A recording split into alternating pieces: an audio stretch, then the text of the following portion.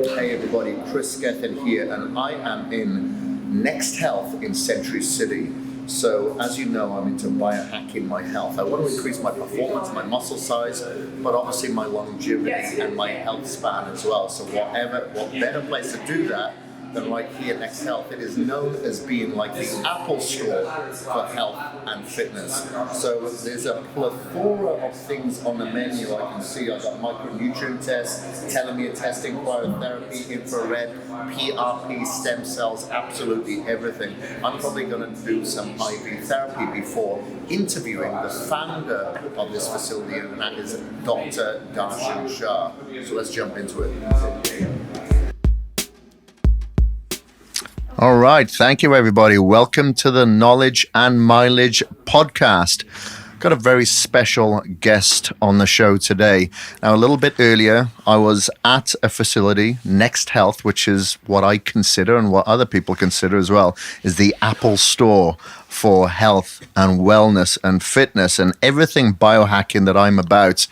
And the person who is responsible for that sat across from me is Dr. Darshan Shah. Thank you very much for joining me.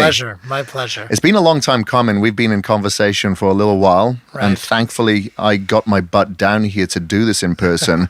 Now, to begin with, can you let me know a little bit about yourself? I understand you were a surgeon for quite a while, from quite a young age. Right.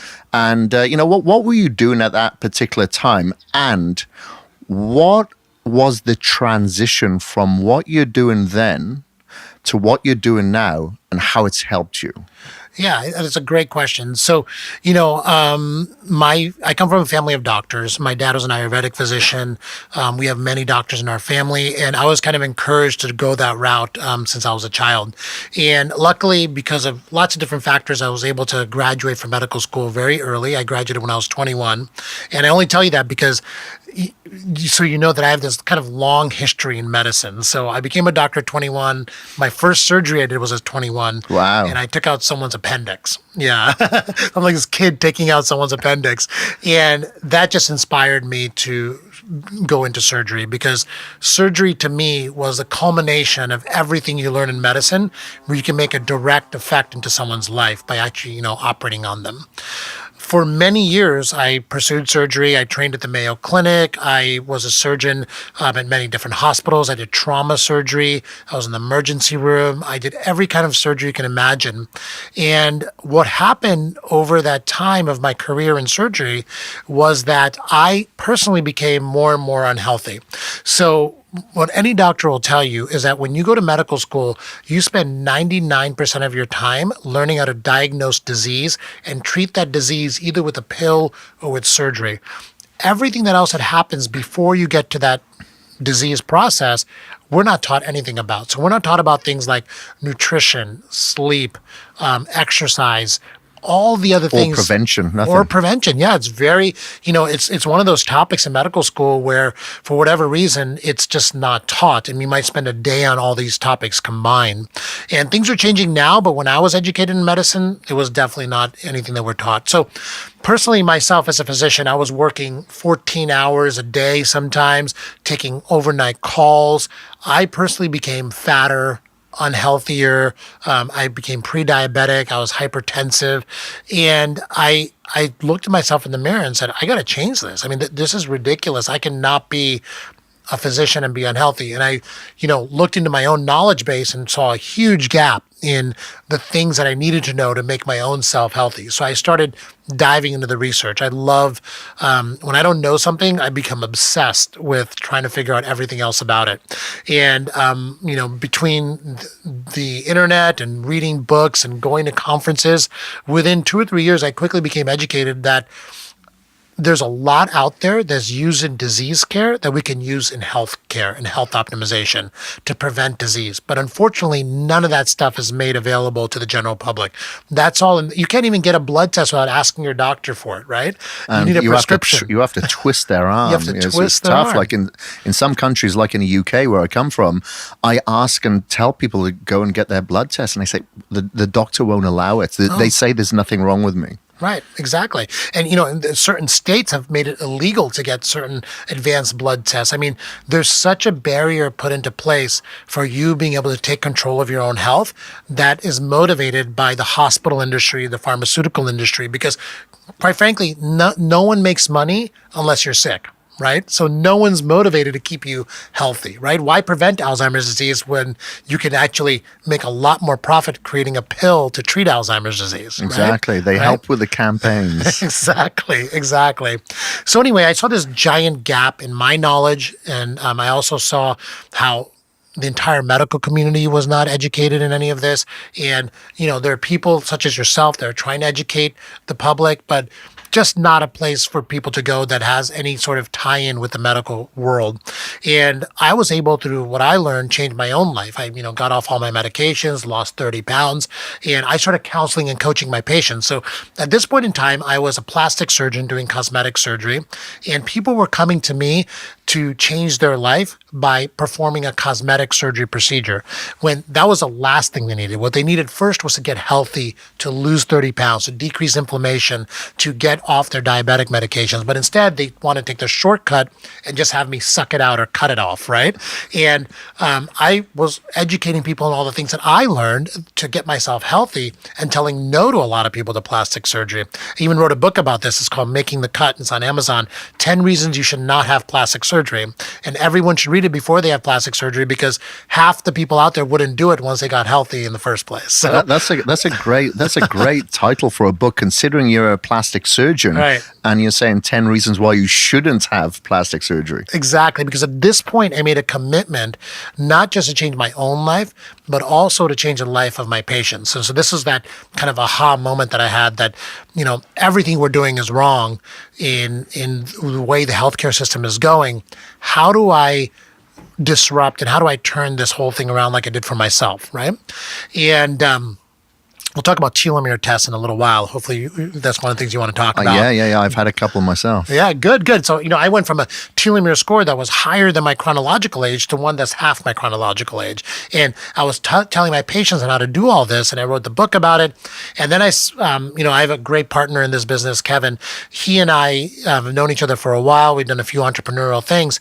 We just sat down with a whiteboard one day, eating sushi, and said, here's the 50 things wrong with healthcare and why people don't have access, why people are uninspired to go to their doctor, why there's not a place for people to go to take advantage of all the latest technology. How do we turn all of this on its head and do something completely different? And that's when we built the business Next Health. And I invested my own personal time and money into starting this business 2 years ago, and the rest is kind of history. It's taken off. You saw what we've built, and we're looking to expand that all over the country and the world eventually. Yeah, it's a fantastic facility. Obviously, I had the muscle IV with some additional glutathione and coenzyme, so I'm feeling good and pumped now for this interview. But within that facility, obviously, like you said, you have the telomere testing, microbiome testing, ancestral testing for the design of people's diets, look into the future, to see where you sit first before you make the projection of what diet you should be on, because you have the ketogenic, you have the paleo, it's like there's a lot of conflicting information here. But if you have all these tests that you have in place, you have a better understanding of the direction that you need to go, and it isn't so much, it's not a cookie cutter. So if somebody's coming into your facility there, and let's say, my listeners are into sports performance, they're into bodybuilding, they're into Ironman triathlon, and they want to optimize their recovery. They want to shut down the inflammation. But you've got this long laundry list of, this huge menu of what they can do. Like, how does somebody navigate what they do or what they should do when they come into Next Health? Yes, absolutely. So that's a great question. And it's not just coming into Next Health, it's how do you navigate all the crazy amount of information that's out there right now? Yeah. I mean, it's just total information overload. It's coming from a lot of different sources that you don't know what's real and what's not real, what's influenced by the food industry, what's influenced by the pharmaceutical industry. Like what do you believe and what do you actually take advantage of? And one of the goals of what I wanted to do at Next Health is to lead people through the path of getting the right information at the right time for them. And so, like you said, diet is a perfect example. No one right now in the world should have to like randomly figure out what's the best diet for them by trying 30 different diets and then finally settling on the one that works, right? That's uninspiring. It takes a lot of time. You go through lots of up and downs and yo-yo, and that's what's been happening for years. But there's blood tests, both blood tests and genetic testing that we can do to really hone in on what's going to be the right diet for you. So what we do is the first thing we do is what's called the Next Health Baseline. And we measure about 70 different blood markers on you to get a general idea of where you are in health. Now, the blood test that we do, it's just one vial, a few vials of blood, one sitting for taking those vials. And within a week, we get the results and we sit down with you and we talk to you about a lot of different factors. And from there, we guide you into what you need to know and additional testing that you can use. And you sit down with our first consultation where we ask you many questions about your health and we customize a program for you based on what your needs are. And I talked to you a little bit of my wellness wheel philosophy. Yeah. Right? Yeah. So we have a wheel basically where there's 12 different aspects of your health. And the way that was created is, everyone always thought that diet and exercise were like pretty much once you got that figured out, you got healthy, right? And then we stuck sleep into that pie by, over the last few years saying, okay, we know we need to sleep 7 to 8 hours a night. How do we optimize our sleep? But it's not just about diet, exercise, and sleep. There's actually 12 different things you want to think about. And each one of those 12 things is what we kind of prioritize for you. And then we held your hand through what tests are going to be the right tests for you, and then what treatments are going to be the right treatments to get you to where your goal is. Usually starts with diet because most people have not figured out what their diet should be like. And my whole philosophy around diet is to create a personalized diet for you, okay? And the way we do that is we figure out your glycemic variability, okay? So how your body reacts to sugar and carbs. We do. And do you measure that just through the blood? Yes. Or you actually get a blood monitor? We can do both. So Okay. I start people with a hemoglobin A1C, which is a blood test that everyone should know what your hemoglobin A1C level is, because diabetes is one of the worst diseases that you can have. And even if you have prediabetes or metabolic syndrome, all that cluster of diseases has to do with your insulin regulation and your sugar metabolism, right? So everyone needs to know what their hemoglobin A1C is, which is a 3-month average of what your sugar is doing in your body. So we do it with the hemoglobin A1C first. If that is found to be abnormal, then we can do glucose monitoring through either little poke in your finger, or what I'm wearing right now is a little patch on my arm. So you got that like 24 hours. Yes, exactly. So I've been doing this for a long time where I test my glucose reactivity to different meals, and I really hone in on keeping my sugar level under 100 as much as possible as I can. Right. And do you measure that as well? Like when you do an activity, if you're having a coffee, see what throws it off? Oh, yeah. Once you get the numbers, like I'm a number addict. Like every time I do something different, I'll put the little monitor on there and immediately check what my sugar has done based on that activity or food. And you'd be surprised. Like, I can eat a ton of carrots and not have any glucose variability. Really? But then if I eat beets, I do. Like it's like different foods cause different glucose variability in different people. So the whole thing about the glycemic index in food, that was only done on 50 different people when they came up with the original numbers. So a glycemic index is not applied to a certain food. You can get a general idea. It's really applied to you and how different food reacts in your body. Have you noticed that there's a direct correlation as well based on your ancestral design of the protocol of the nutrients that you should be eating as well? Absolutely. I mean, there's so much having to do with your ancestry and your DNA and how your body reacts to different kinds of foods. And we've had this science, we've known this forever. Like you read about the Inuit Indians that can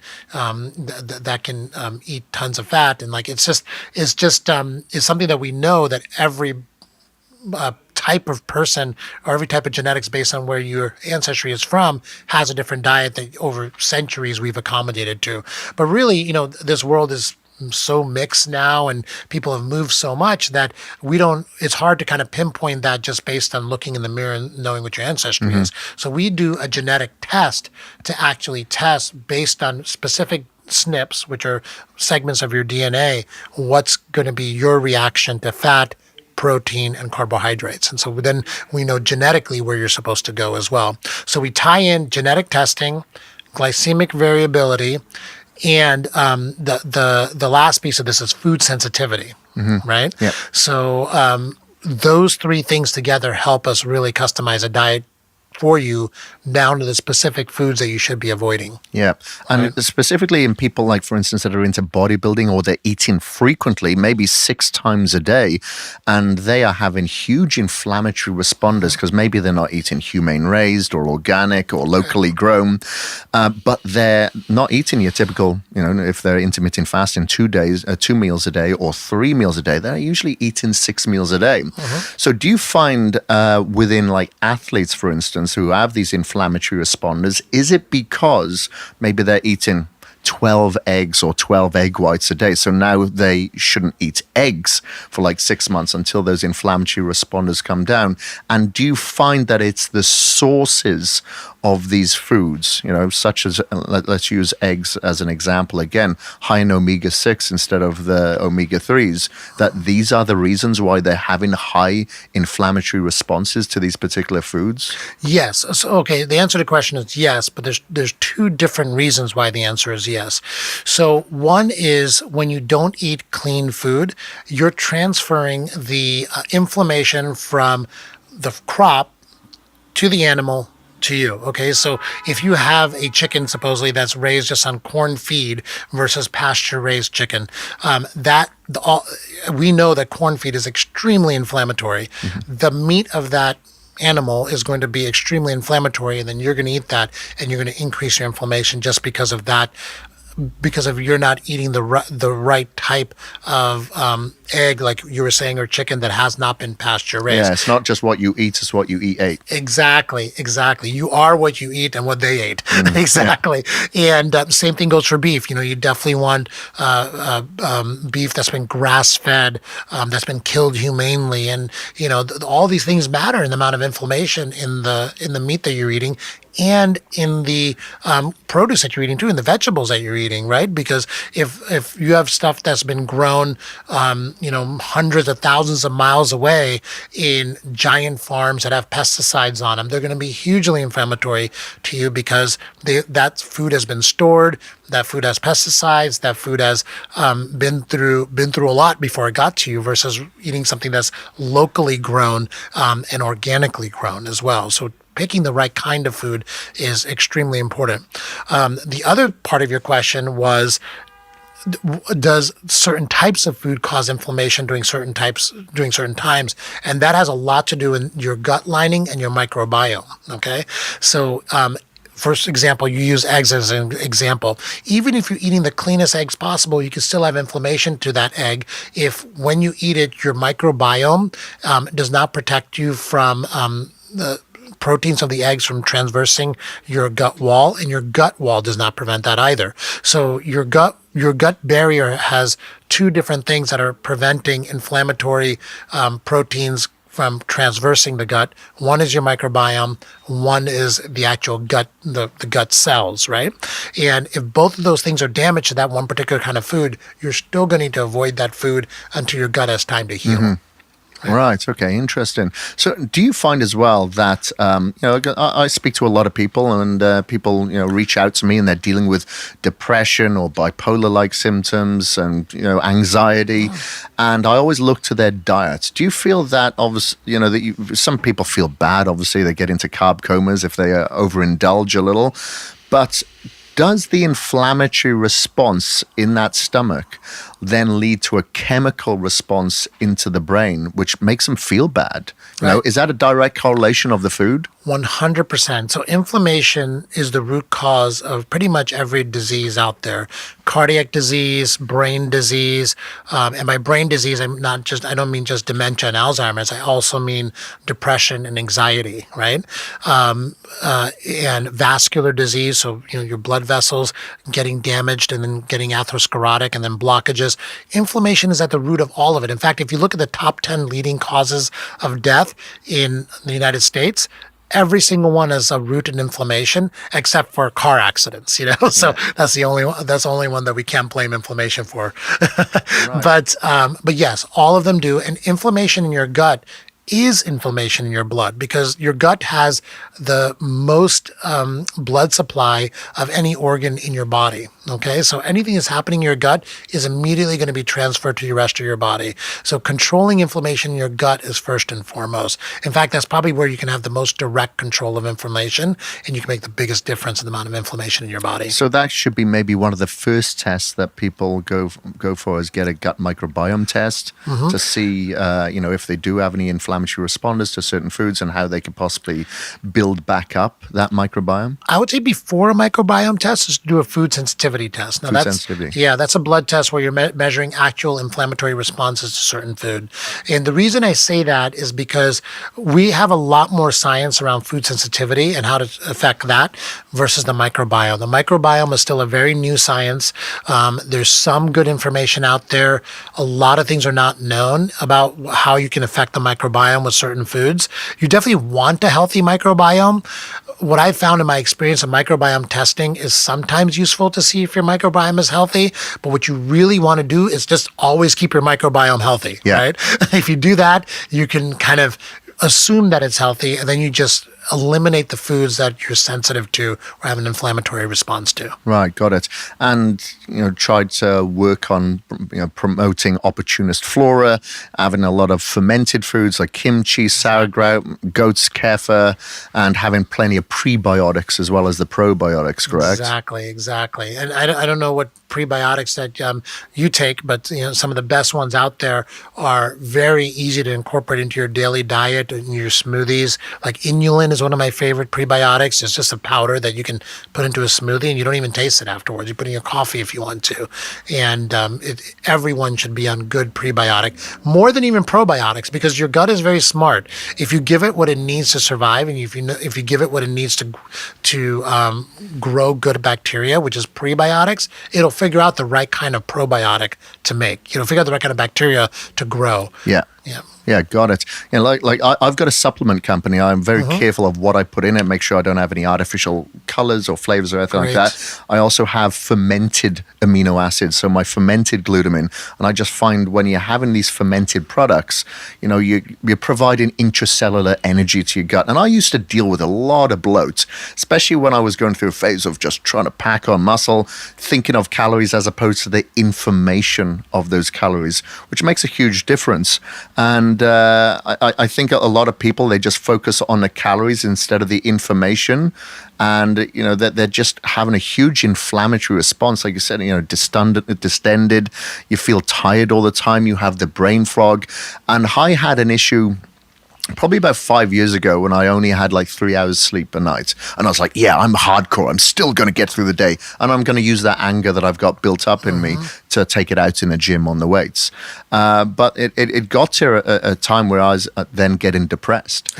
And it wasn't until I started having the IV therapy, various types of treatments and home care that I was able to fix myself, thankfully. And that's what kind of got me into the quote unquote biohacking world, that, okay, I can improve my performance, but I can improve my health. Not only that, I feel so much mentally better, have more clarity. I can retain information. This is what I want to spread. This is why I want to interview people such as yourself, so they can understand that, wow, you may have a short time of period on this earth. Why don't you just make it the best that you possibly can?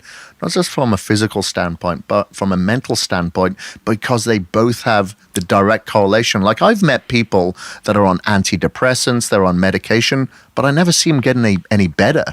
But they have the opportunity to possibly make themselves better if they do these tests. They find out what they should be eating, how they should navigate forward. And it's amazing, as you get older, I'm getting long in the tooth now, but I feel that I'm able to recover and retain, and I feel so much more energetic maybe it's from the IV that I just had, than I did like 20 years ago. No, you're absolutely right. I mean, depression is a perfect example of how our medical system is broken, right? When someone's depressed, no one even tries to figure out why you're depressed. They give you a pharmaceutical to change the way your brain is working, right? And so it's a pharmaceutical that changes the way your brain works that you're stuck on this forever because you've never really treated the cause of why you're depressed in the first place. And the cause of why you're depressed has to do with some kind of inflammation. There's something going on in your body that's not right, that's causing you to feel depressed. And the depression goes hand in hand with you're causing cardiac issues, you're causing gut issues, the same cause that's causing you depression, which is something that's easy for you to know that it's there because you don't feel great, is also affecting every other system in your body, which is killing you slowly, even though you might not feel it. Exactly. With the high blood pressure, with insulin problems, all of that. So people should look at depression as not something that is, a mental thing. Anyone out there who's listening to this that's depressed shouldn't think that they have a mental issue called depression.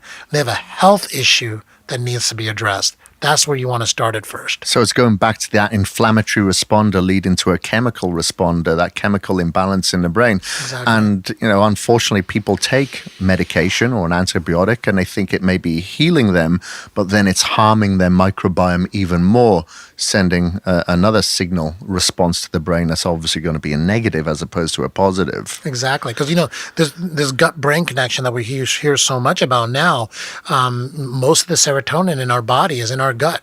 Right. Yeah. And serotonin is that happy hormone that keeps us feeling great. And the pills are called serotonin reuptake inhibitors because they artificially cause a higher level of serotonin in your brain. But all that serotonin is in your gut. And if your microbiome is not healthy, you're not making enough. And that's where that gut-brain connection goes off. And then that's where another reason why depression comes into play. Yeah, for sure. Okay, well, so when it comes to, people have come to your facility, they're navigating through the tests.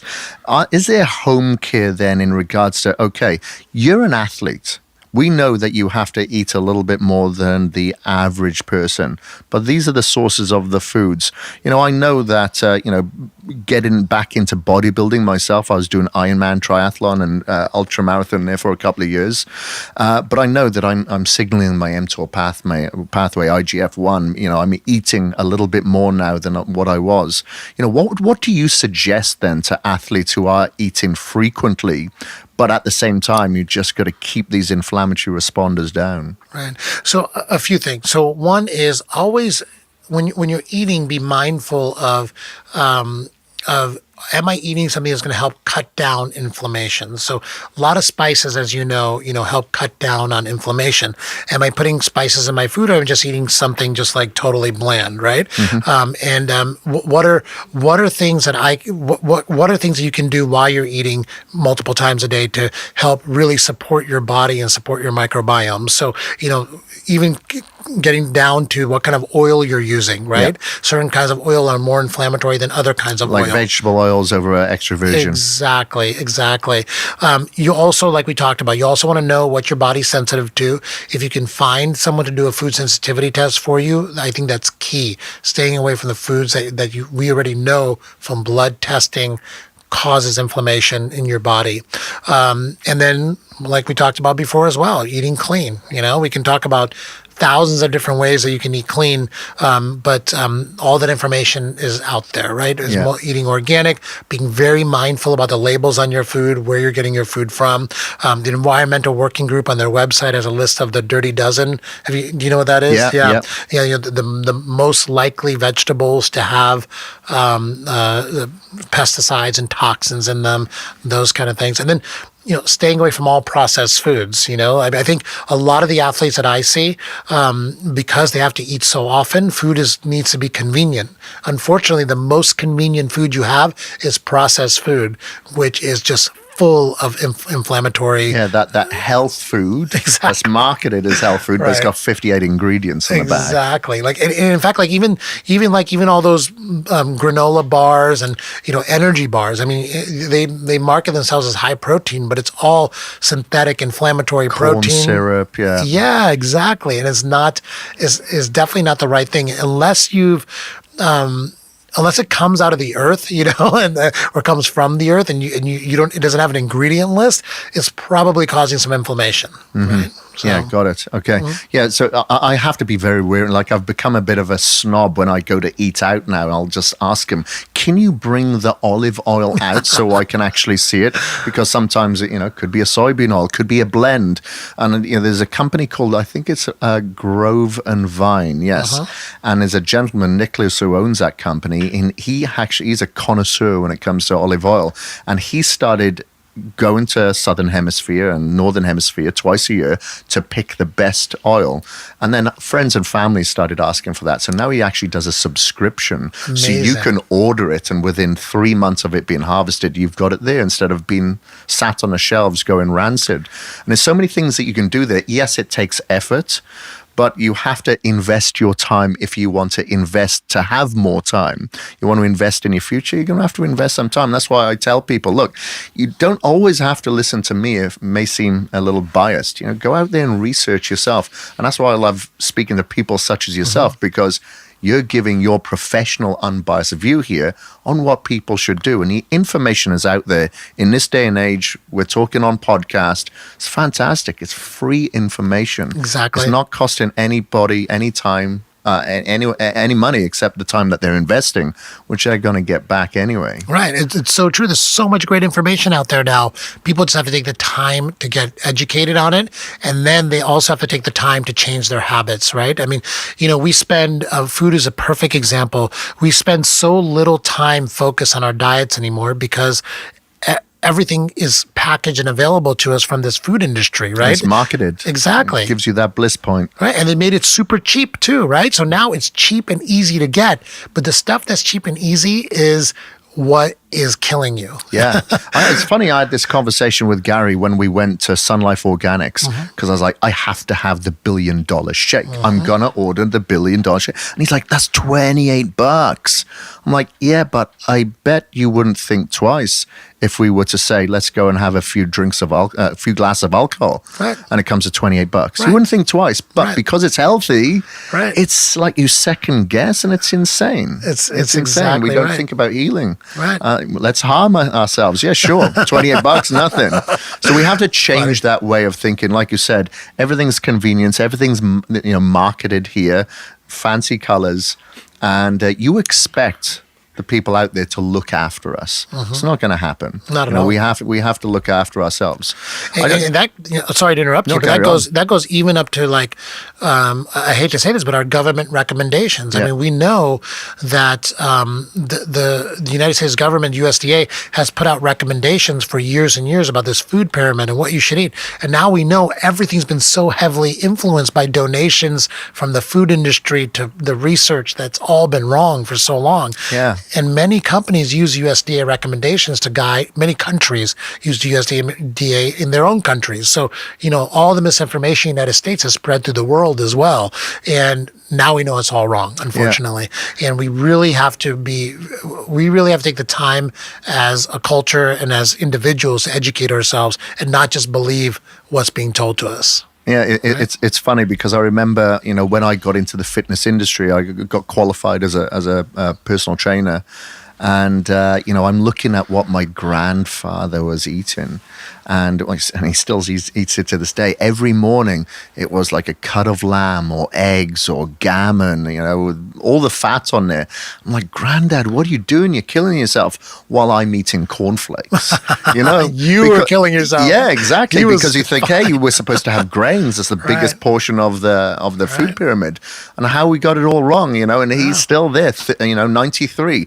In fantastic health, mobile. It's like, wow, he got it right. Right. And like you said, that they put out the food pyramid, and we, if I was to maybe suggest what my parents should eat, are they going to listen to me or are they going to listen to the government? Chances are they're going to listen to the government. Yep. So it's something that we really have to be aware of.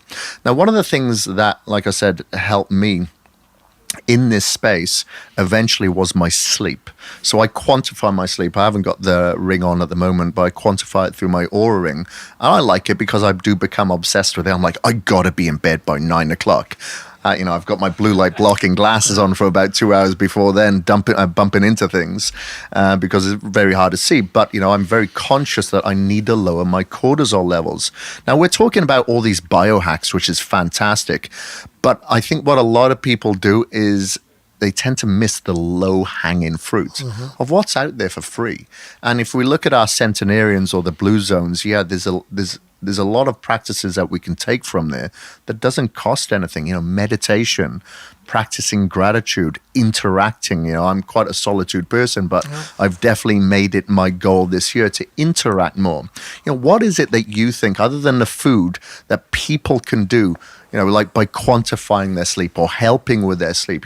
Do they go out and get a PEMF mat or do they, switch off their mobile device an hour before bed? Do you have any tips that you 100%. Can give out? I in fact wrote an ebook about this that I can send you a link to and you can put in your show notes. Yeah, we'll put all the links in the show notes. So I read every book on sleep out there, like 30 books on sleep, and talked to some of the top sleep experts. There literally is like 10 pages of information you need to know about sleep. And so I've put it all in a checklist. I basically quantify it I definitely present it to you in two different categories. One is optimizing your sleep environment, and the other one is optimizing your sleep routine. Okay. So your environment means definitely making sure it's blacked out in your room. Okay. Keeping it dark. Secondly is keeping it cold. So 69 degrees, 68 degrees. Yeah, I got that. And you can hack that. There's things like the chili pad that you can buy that sits under you, or you can just, turn the air conditioner up a little bit, open a window, that kind of thing, depending on where you are geographically. There's also, as far as your sleep environment, is making sure there's either no noise or white noise in the background. Those are the kind of things that you need to do to make your environment as like a cold, dark cave that our ancestors slept in, right? That's what we're genetically programmed to fall asleep in. And then you also want to think about your sleep routine. And what we've done over the last 10 years is we become addicted to our phones, and we look at our phones all the way up until the last minute we go to bed. And what that's doing is actually turning off your melatonin and increasing your cortisol, and you're just not going to have good sleep. You might go to sleep, but you're not going to have deep sleep, right? And so there's a lot of things around sleep routine as well that you can do, such as, of course, shutting off your phone and keeping it outside of your sleep room, taking a bath before you go to bed, and reducing your body temperature after you get out of the bath. It can be a warm bath, but you want to reduce your body temperature. There's a list of about 20 different things on your sleep routine. I would say also, thirdly, what's really important is, and this is the key, the low-hanging fruit of this, is just admitting to yourself that sleep is important, and you're not a Superman or Superwoman just because you sleep 5 hours a night and you get a lot of work done. You're actually killing yourself and taking years off the end part of this life, So I think that was the biggest contributing factor for my telomeres being so short. Right. And then once I actually hacked my sleep and hacked my health and practiced gratitude and meditation, all that sort of stuff, now my biological age is actually getting younger. And it's amazing what you can do there, because I'll have obviously people come to me all the time, hey, I'm having problems with developing my delts. I'm not improving my time with my half marathon or anything like that. And I'll always ask, what's your hydration like? What's your diet and what's your sleep? Right. And chances are the sleep's not there, and they're asking for that magic pill, that magic potion, whatever it may be, except they're not hitting that low-hanging fruit. It's like a foundation. Let's not even pick out the curtains or the roof tiles here until we get that foundation in place. Exactly. You know how many patients I see that I'm having trouble falling asleep. I take 3 melatonin a night. It's not working anymore. And I ask them, well, when do you get off your phone? Well, I just have my phone until I fall asleep. Yeah. And then it's next to their head. Exactly. Penetrating their brain with EMFs. Right. Exactly.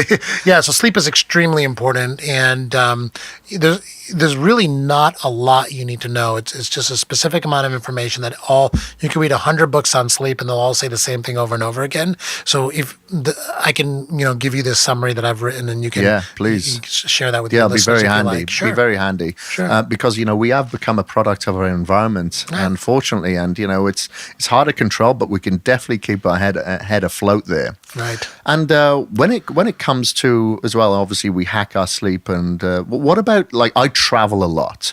I haven't had a weekend home for about 5 weeks now, and I probably won't for another 3 or 4. So I'm always traveling and I'm battling with time zones. I do wear the glasses. I have the hydrogen-rich water, the Trucy tablets, and I do whatever I can. So maybe I'm fasting depending on where I'm going, and I'll ground myself as soon as I get to wherever I'm going, just so I can go straight into my meetings, my seminars, whatever I've got to conduct, because chances are I'm going to get in and get out of wherever I'm going pretty quickly, so I need to be efficient. I should imagine you travel quite a bit as well. You mentioned before you travel to Mumbai. What advice can you give in regards to hacking that area, that time zone when you could be possibly dealing with jet lag? Sure. Yeah. So, I mean, fortunately and unfortunately, travel has become a part of modern existence now, and we have to learn to deal with it. We actually set our health back quite a bit traveling, but it's just something that we have to deal with, and we have to try to find a way around, i.e. hacking it, right? And you said a few things that are very important. While you're traveling, fasting is very good, okay, because your body has a easier time resetting its circadian rhythms when it's not dealing with the food part of it. So there's a few different things that affect your circadian rhythm. One is light, right? One is your sleep, and one is food. So if you eliminate food from that equation, the only other things are light and your sleep. So light, you want to make sure that for your destination that you're getting your brain accustomed to the right wavelength of light, either red or blue light, right? So, you want to be on your computer, your laptop, or watching a movie when it's going to be daytime in your destination. That helps a lot too. The other big piece of this is when you arrive at your destination, what are some things you can do? If you're in LA, you can come to Next Health, but if you're not, you want to find a place that has cryotherapy. Cryotherapy is great at immediately reducing the inflammation that you experience during any kind of travel. So a quick cryo session in and out is very helpful. Or if you get into your hotel room, just take a quick cold shower. That's another way of doing it. Secondly, you're extremely dehydrated, so drink a lot of water when you get to your destination, or get an IV if you find a place that can give you IV rehydration. Drinking water you can definitely get there, but it's a lot of water you need, and getting it intravenously really helps you just kind of kick into the right mode as well. Okay, got it. All right, perfect. Tell me now, what is a day in a life for you like? When it comes to, obviously, everything about optimizing health. Right. So can you just walk us through a day in regards to what you do? Like, do you wake up and practice gratitude? Do you fast through until the afternoon? Do you follow pretty much a ketogenic diet? Do you switch your phone off? Do you have EMF blocking curtains, or what give us an insight? So further, I want to say I wish I were as perfect as all the things you just mentioned and did all those things every single day, but even though I know a lot about health and I think I lead a pretty healthy lifestyle, I'm still human, and so we have to all recognize it's hard to do everything every single day, and the only way that anyone is going to be able to fit as much of this into their life as they can is to build habits around it. So I think habit forming is a superpower. And if you can get yourself into the mindset of how am I going to form the most effective habits that I'm consistent with, that's what's going to give you the best success as being as healthy as possible. Right. And so I try to incorporate everything into my morning routine as much as possible. And for me, morning routine has been the number one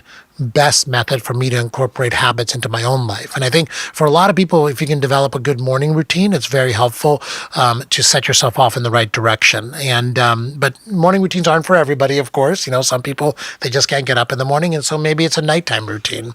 But to answer your question is the first thing I do when I wake up in the morning is I do practice gratitude. And the way I do this, I have this journal called the 5-minute journal, and it gives you a kind of a format, and I write 3 things I'm gratitude for, 3 things I have gratitude for, and also 3 things that I kind of visualize for the day as well. So gratitude, visualization, then that kind of gets my brain going. And then for me, my brain is like on fire first thing in the morning because I drink some coffee with some MCT oil in it as well. And I immediately go into reading because for me, in my life, I if I don't have constant education, I feel like I'm missing out, So I try to read for half an hour, 45 minutes. I do a little bit of writing sometimes too. I'm constantly writing, content, and I'm writing a book. And then after that, I go straight into meditation. So I do like a 15 to 20-minute meditation session. I'm a fan of transcendental meditation, right? But there's all different kinds of meditation. You got to find the right one that works for you. Yeah. And then from there, I go to the gym. I do exactly 20 minutes of strength training, followed by 30 minutes of cardio. Come home, make some breakfast for my kids. I skip breakfast. Breakfast is a meal that was put into our lives by big food, Before the corn industry, there was no breakfast really, or people skip breakfast a lot of times. But because big food needed to sell more cornflakes, they made breakfast a required meal of the day. I don't know if you know this or not, but you don't need breakfast. I mean, in fact, this whole concept of intermittent fasting is basically if you skip breakfast and you eat only during the daytime hours, you're doing a nice intermittent fast almost every single day. Yeah. Right? So I skip breakfast for the most part. When I was losing weight, though, I ate a high protein breakfast. So, because I had the caloric requirement I needed, and I used protein to kind of get me through that. So you'd have like a smoothie or a shake. Right, exactly. Right.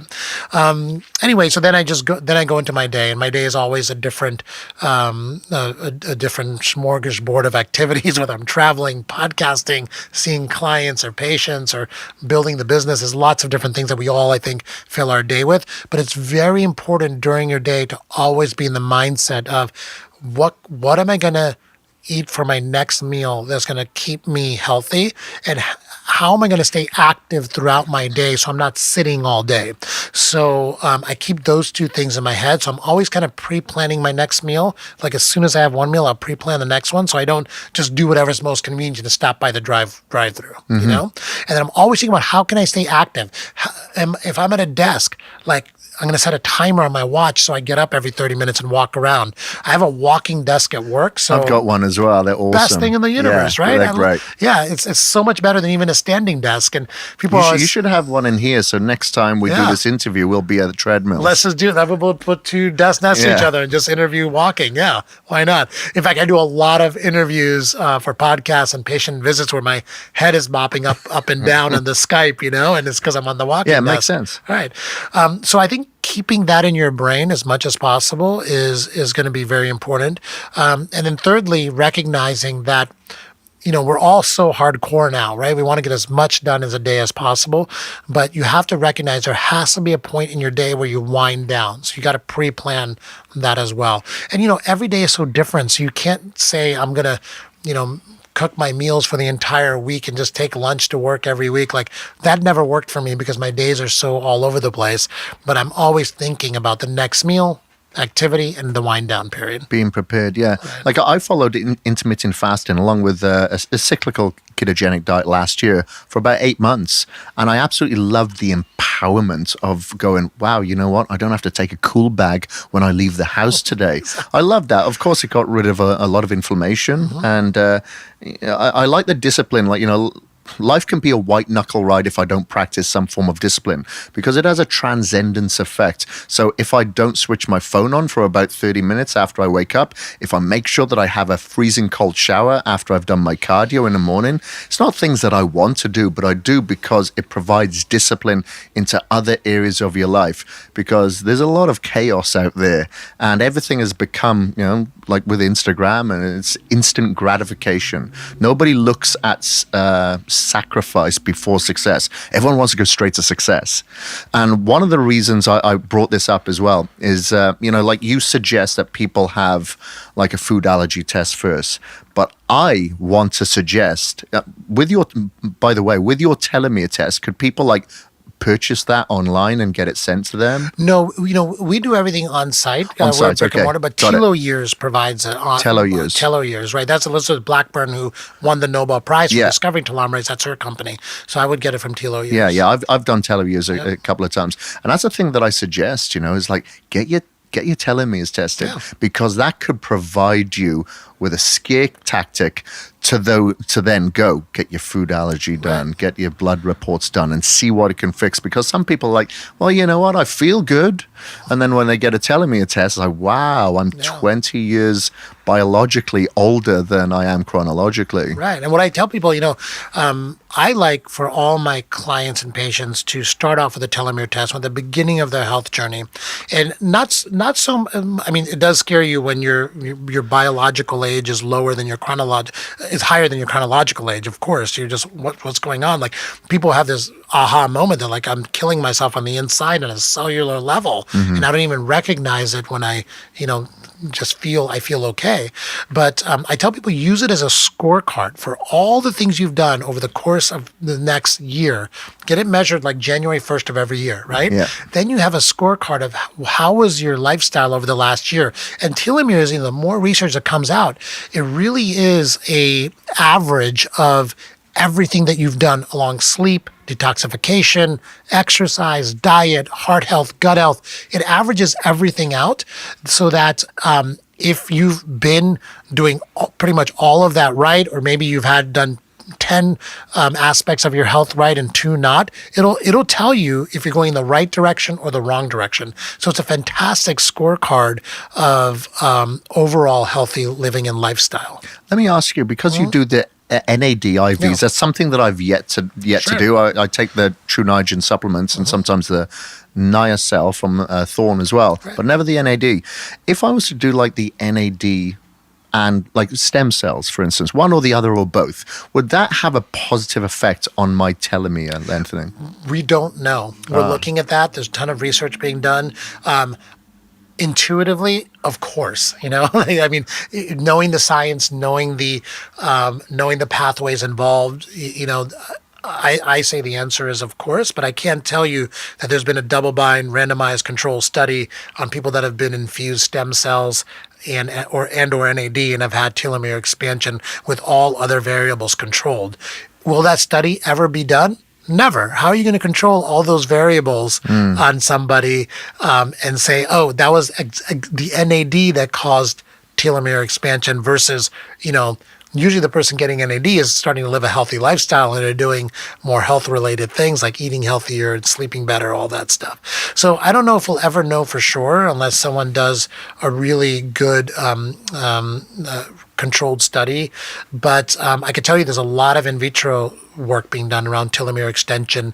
There's a company out in the East Coast that's actually testing every compound out there in a test tube and seeing in vitro if it's causing telomere expansion. Yeah, there's a lot of peptides out there that people are experimenting with as well. Well, I'll tell you what, I will come and do the test. And then I'll do the stem cell and I'll do the NAD, and my life is the same every single day, and I'll tell you my results. Someone like you would be perfect to test that with. If you keep your life the same every day. It's Groundhog Day for me. I'm a creature of habit. I like it that way. I love it. But I know that we are just scratching the surface, and I could sit here all day opposite and asking these questions. So I'm hoping that we can do a part 2 of this very, very, very soon. I would love to. But I really want to just extend my appreciation. And if anybody anybody is in the LA area, you have the facility that I've just visited, and I'm going to go straight back to after this interview. I'm going to get my cryotherapy done and shut down some inflammation. I may be looking at a couple of tests there as well. You have another facility as well here in LA, correct? Whereabouts is that? We have one in West Hollywood, and by the end of the year, we'll also have one in Brentwood, California. So we'll have 3 in California, and then we'll continue to expand, hopefully, into your neck of the woods soon as well. Awesome. And how can people find you online? Very easy. Just go to www.next-health.com. Okay, great. And I'll put all the links in the show notes to your book, to the socials, to the website. Right. And my social, my Instagram is @HealthHackerMD. And I'm going to be posting every day on some of the latest and greatest that's out there in health optimization technology, the testing, the treatments, all of that. So I'll make that kind of my home of information. Awesome. I'll be following closely. Cool. All right. Well, thank you very much. This was I really fantastic. appreciate it. Okay. Oh, I appreciate you. Thank you, everybody. And that is the Knowledge and Mileage podcast. We are out. Peace.